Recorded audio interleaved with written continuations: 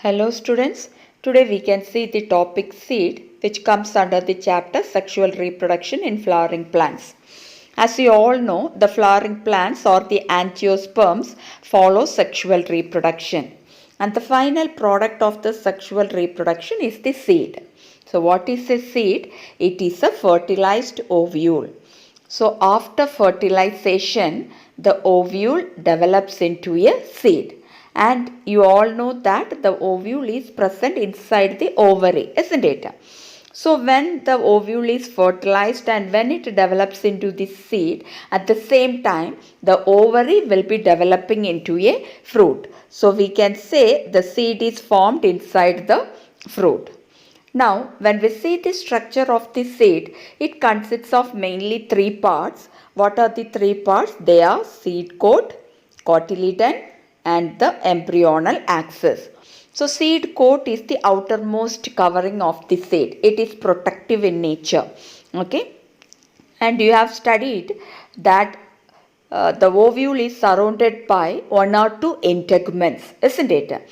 So these integuments will be developing into the seed coat. So according to the number of the integument, the seed coat may be also varying. That is, if only one integument is there surrounding the ovule, then only one seed coat will be developing when the ovule matures into a seed. Suppose if two integuments are there, then two seed coat will be developing in the seed when the ovule matures into the seed. Okay. So seed coat is formed from the integument. One or two integument will develop into one or two seed coat surrounding the seed. Okay.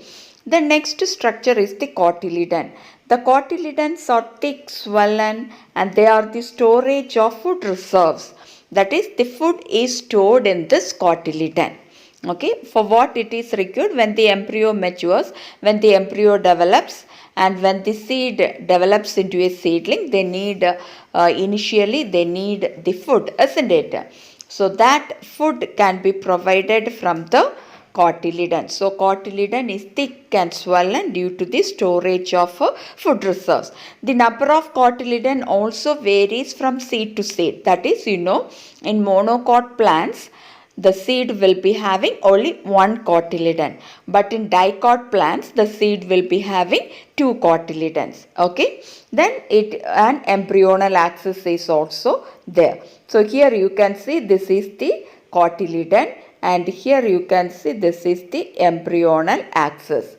You can see a small leaf like structure here and then the lower part will develop into the root, or the radicle will develop into the root. Okay, so this is the embryonal axis and the cotyledons are seen here. Okay, and this mature seeds may be albuminous or non-albuminous in nature. Okay, the mature seeds can be albuminous or non-albuminous. Now we can see what is meant by that. Seeds which do not have residual endosperm are said to be as non-albuminous seed. So what is non-albuminous seed? Seeds which do not have residual endosperm. So what is residual endosperm? Left out endosperm. That is residual endosperm. At least little amount of endosperm should be there. If no endosperm is there, then such seeds are said to be as non-albuminous seed. Now, why the endosperm is not present in such seeds?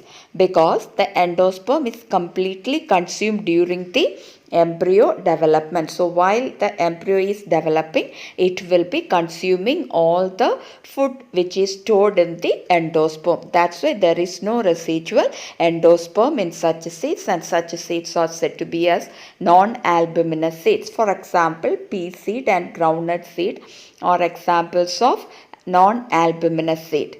Then in this seed where the food will be stored, it will be stored in the cotyledon. So you can see here, this is the groundnut seed, this is the cotyledon. Okay, so in this cotyledon the food is stored and this is the embryonal axis, and in pea seed also you can see this is the green colored structure is the cotyledon in which the food is stored. This is the embryonal axis. So here in such seeds there is no left out endosperm because they are completely consumed during the embryo development, and such seeds are said to be as non-albuminous seed. Now, what is albuminous seed? The seeds which retain a part of endosperm is called a albuminous seed. Okay, the seeds which retain a part of endosperm is said to be as albuminous seed. Why it retains a part of endosperm? Because it is not completely used up during the embryo development. Okay, as all the endosperm is not completely used up during the embryo development, a little part of the endosperm will be retained inside the seed, and such seeds are said to be as albuminous seed. For example, especially monocot seeds are albuminous seed, like wheat, maize, barley, etc. Or even some exceptional dicot seeds are also said to be as albuminous seed, like castor, sunflower, etc. Okay, so here some amount of endosperm is retained inside the seed, so they are said to be as albuminous seed. Okay. In some of the seeds like black pepper and beet, remnants of nucellus is also persistent. What do you mean by that? See, you all know nucellus. What is it? It is seen inside the ovule, isn't it? In an immature ovule, you can see the nucellus, the tissue which is present, which is enclosed within the integuments inside the ovule is said to be as the nucellus. So, one of the cell of the nucellus towards the micropylar end will be enlarging, and it forms the megaspore mother cell, which undergoes meiosis to form 4 megaspores, in which 3 degenerates and 1 will be remaining, which develops into the embryo sac, isn't it? And inside the embryo sac, you know that the embryo, the zygote will be formed, the endosperm will be formed, the zygote will develop into the embryo. So when the embryo and the endosperm develops, what happens to this nucellus? It will be broken down and it will be used up. Okay, so slowly it will be degenerating. No more nucellus will be present inside the seed. Okay, when the embryo and the endosperm is developing. So, but in some of the seeds like black pepper and beet, a little amount of the left out nucellus remains. It is persistent. Persistent means it remains for a long period. It will be remaining inside the seed. Okay. So, such a residual persistent nucellus is said to be as a perisperm. So, what is perisperm? The residual persistent nucellus is said to be as perisperm, and it is found in seeds like black pepper and beet. So here you can see this is the perisperm, the left out nucellus which is present inside the seed. Here also you can see it. So this is the perisperm. Okay. As we have seen earlier, the ovules are surrounded by integuments. When the ovule mature into a seed, the integuments become hard and form the seed coat. We have seen that the ovules are surrounded by an outer and an inner integument, isn't it? The outer integument become very hard due to the thickening of the cells of that outer integument itself, and these cells also become empty and dead, and thus the outer integument now becomes the outer seed coat or testa. Outer seed coat is also said to be as testa. If inner integument is present in the ovule, then it will become the inner seed coat or the tegmen. The inner seed coat is said to be as tegmen. Okay. In the ovule, the integuments surround the nucellus of the ovule except a small opening called the micropyle. The micropyle remains as a small pore in the seed coat. Okay, what is the function of this micropyle? This micropyle facilitates the entry of oxygen and water into the seed. Okay, so this micropyle facilitates the entry of oxygen and water into the seed during germination. So during germination, water and oxygen can enter into the seed through this micropyle. Okay. Now we can see what changes occur in the seed when it matures. When the seed matures, its water content gets reduced and the seed become dry. Okay, the water content of the seed gets reduced and the seed becomes dry. That is, the seed will be having only 10 to 15% moisture by mass. Okay, because most of the water will be lost. So it will be having only 10 to 15% moisture by mass. Okay, now the metabolic activity of the embryo also slows down. Okay, the metabolic activity of the embryo slows down and the embryo now enter a state of inactivity called dormancy. So what is that dormancy? It is the state, inactive state of the embryo. Okay, the embryo will enter into a state of inactivity called dormancy. That means they remain inactive because the water content will be reduced, the seed becomes dry and all the metabolic activity slows down. As a result, the embryo enters into a state of inactivity, that is called dormancy. Now why the seed enter into a state of dormancy? Because when the seeds are formed, if unfavorable condition exists, the seed may not be able to germinate. Okay, so to overcome such unfavorable conditions like high temperature or lack of water, the seed enter into dormancy state when it matures. Okay, if favorable conditions like adequate amount of moisture, oxygen or even suitable temperature is available, then the seed germinates. Okay, now we can see the importance of seeds. Seeds provide various advantages to angiosperms. First, we can say the processes like pollination and fertilization are independent of water and seed formation is more dependable on water. Okay. Then seeds have better adaptive strategies for dispersal to new habitats and help the species to colonize in other areas. That is, the seeds can be dispersed by various methods. They can be dispersed. Dispersed means transported to various places.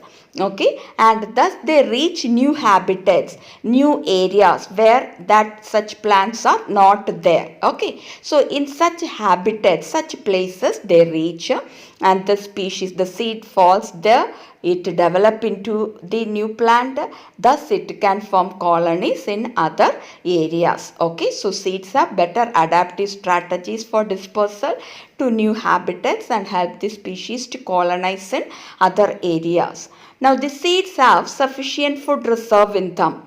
You know that the seeds have the endosperm or the cotyledons in them, isn't it? So in this cotyledon or in the endosperm, more amount of food reserve is stored. So that food reserves can be used for the young seedlings. Okay, so the young seedlings are nourished by the food resource until they are capable of photosynthesis by their own. Okay, that means till the leaf develop in the seedling until they start to photosynthesize, they can be nourished from the food reserve present inside the seed. Okay, then the hard seed coat provides protection to the young embryo which is present within the seed. Okay, then these seeds are the products of sexual reproduction, isn't it? And as a result of that, they generate new genetic combinations which can lead to variation. Okay, that means the seeds are produced as a result of sexual reproduction. So two different plants are involved. As a result, new genetic combinations can be formed and thus it can help or it can lead to variations. Okay, then seeds are the basis of our agriculture. So for agriculture to take place, the farmers need a seed. The processes like dehydration and dormancy of mature seed are very important for storage of seeds. See, we are able to store the seed for a long period of time, isn't it? How we are able to store the seed? It is due to the process of dehydration and dormancy. Dehydration means the loss of water. So the seeds lose a lot of water, isn't it? So that process, as well as they undergo, the embryo will enter into a state of dormancy also, isn't it? So these two processes which are seen in the mature seeds are very important for the storage of seeds. Thus we can store the seed for a long period of time, so that it can be used as food throughout the year. Some seeds are produced seasonally, isn't it? But we are able to get that seed throughout the year to have it as food, isn't it? So how we are able to get it? As the seeds can be stored for a long period, because the seeds undergo dehydration and dormancy. It can be stored for a large number of years, and it can be used as food throughout the year. Okay, and it can also be used to raise crop in the next season. Okay, so these are some of the importance of seed. How long do the seeds remain alive after they are dispersed? So after the seed is produced, it will be dispersed, isn't it? Now how long the seed can remain viable? So what is viability? It is the period of time for which the seeds retain the ability to germinate.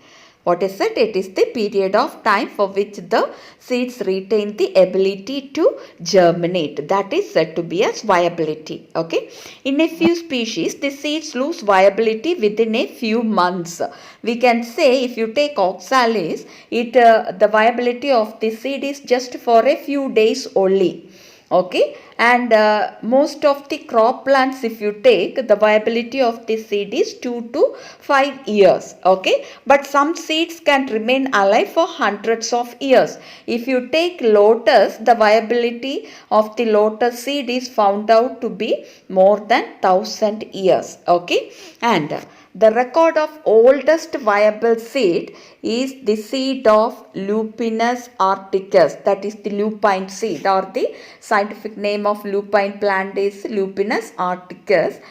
It was excavated from Arctic tundra, and the seed germinated and flowered after 10,000 years of dormancy. So you see, 10,000 years the seed was able to remain dormant. Okay, after 10,000 years the seed germinated and produced flowers and fruits also. Okay, now another recent record of 2000-year-old viable seed is of the date palm, Phoenix dactylifera.